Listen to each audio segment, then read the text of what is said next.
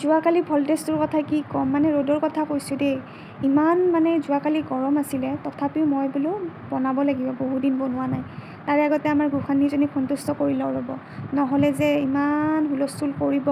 ইয়াতে মানে কেনেকুৱা আৰু কথা, গেছৰ অভাৱ হ'লেও মানে যোগাৰ বনাব ইচ্ছা কৰিলে মানে যোগাৰ কৰিবই লাগিব। ইয়াতে মোৰ বহুদিন ধৰি প্ৰিমিক্স আছিলে, ভেনিলা ফ্লেভাৰ আৰু চকলেট ফ্লেভাৰ। মই বোলো চাহৰ লগত খাব, কেক দুটা বনাওঁ। ইয়াতে আৰু মই প্ৰিমিক্সৰ একো মেজাৰমেণ্ট দেখুওৱা নাই আৰু, যিহেতু চবেই জানেই কিনো দেখাম। ধুনীয়াকৈ ফেটি লৈছোঁ দেই।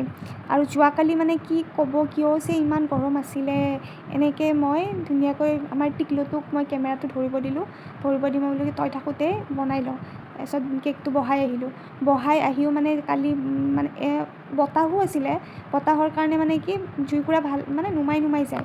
তাৰপিছত মই কেকটোও চাব আহিব পৰা নাই, মানে ইমান জাকে জাকে বান্দৰ আহিছে। তাৰপিছত বান্দৰকেইটা যোৱাৰ পিছত মই বোলো কেকটো মই হৈছেই যিহেতু লৈ আনোঁ। তাৰপিছত নেক্সটটো বহাই দিলোঁ।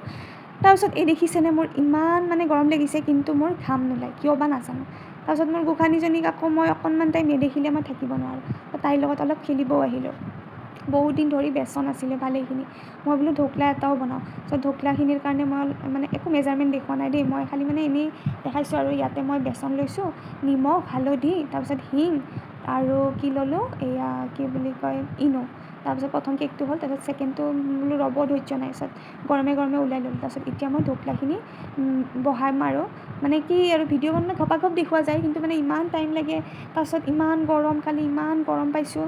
তাৰপিছত মই বোলো ভিডিঅ'টো বনাম, কিন্তু মানে কি ঢকলাৰ কাৰণে মই ৰিফাইনত মানে বেহাৰ দিওঁতে ইমান বেয়াকৈ ফুটিছে, আমাৰ টিকলুটোৱে কেমেৰা লৈ যি দৌৰিছে, মই বোলো কি দেখুৱাই নহ'লে। তাৰপাছত এনেকৈ মই এইখিনি মানে চেনি পানীখিনি আৰু ধুনীয়াকৈ ঢকলাত ঢালি দিলোঁ। তাৰপিছত 6টা বাজি গ'লেই, কাম চেচ হোৱাই নাই, বাচনবোৰতো নাছেই। মই বোলো কি অলপ ভালকৈ সজাই লওঁ, যিহেতু ইমান কষ্ট কৰি বনাইছোঁ, ধুনীয়াকৈ ফটো ভিডিঅ' লৈ লওঁ।